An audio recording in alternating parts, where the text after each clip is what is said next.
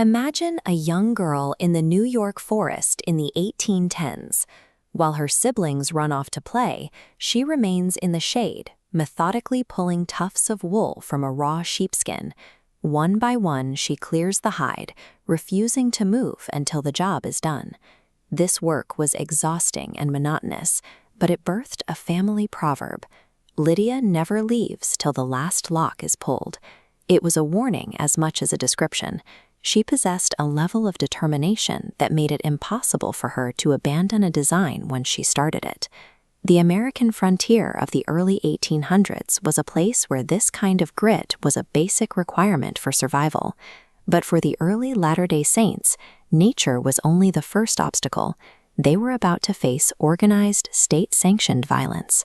Lydia's childhood refusal to quit a tedious chore was about to become the very thing that kept her family alive through some of the most brutal religious persecution in American history. Lydia's life began with a series of personal disasters. By her early 20s, she had endured an abusive marriage, the abandonment of her husband, and the death of her 2 young children. She returned to her parents' home with nothing but a reputation for quiet resilience. In 1833, she heard Joseph Smith preach and converted immediately. Her parents, who were strict Presbyterians, were horrified. They mocked her, labeling her as cheated and deluded by an impostor, but Lydia's conviction remained unmovable. She left her family and traveled to the church's headquarters in Kirtland, Ohio. When she found that Joseph Smith was in custody due to legal debts, she didn't hesitate. She emptied her purse, handing over $50, her entire life savings, to secure the prophet's release. This act of total devotion led to her meeting Newel Knight, a widower who had already lost his wife to the hardships of the trail. They were married in Kirtland, cementing Lydia's role in a movement that was increasingly under siege. For Lydia, the last lock mindset was no longer about a chore in the woods. It was a conscious commitment to a cause she refused to abandon, no matter the personal cost. The Saints migrated to far west Missouri, where the hostility changed from verbal mockery to government policy.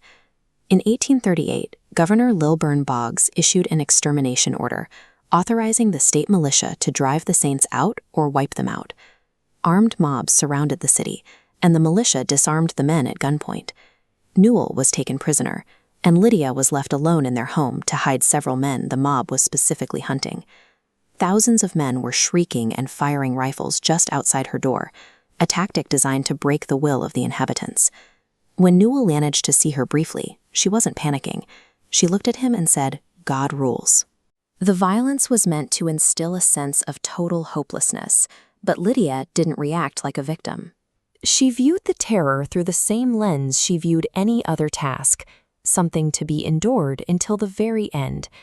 The Saints were eventually driven into the marshes of Nauvoo, Illinois, where Lydia spent years nursing her family through waves of malaria.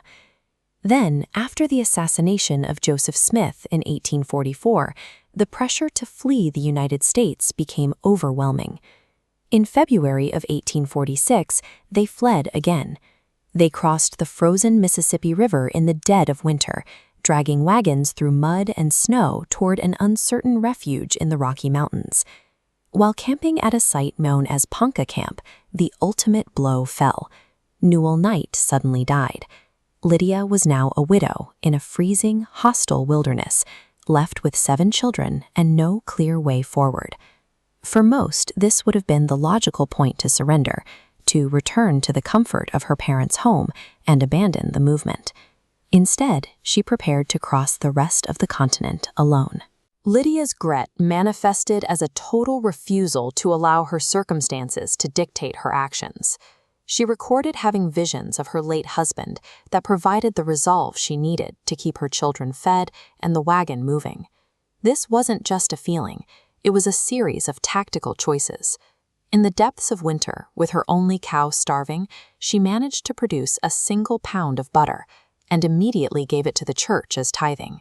She was betting her family's survival on her own ironclad discipline. In 1850, she yoked her remaining oxen to a borrowed wagon. She spent months managing heavy animals and massive buffalo stampedes. It was 1,500 miles of repetitive labor. Day after day, Lydia and her children matched the slow, relentless pace of the oxen. Survival on the trail wasn't the result of a miracle. It was the predictable outcome of the same unyielding willpower Lydia had demonstrated as a girl pulling wool. Lydia arrived in the Salt Lake Valley in October 1850. After 4 years of wandering, she finally had a place to stop, but her habit of work allowed no rest.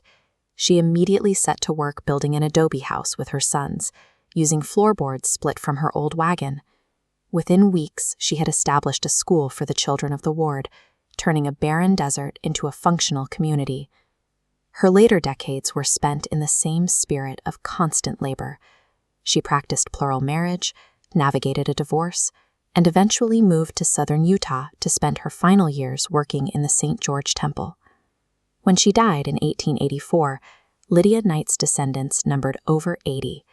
They were the farmers, teachers, and laborers who populated the towns she helped found. The history of the American West is often recorded through the speeches of prophets and the maps of explorers. But the actual physical survival of the pioneer movement was built on the quiet, unyielding grit of women like Lydia Knight, people who simply would not leave until the last lock was pulled.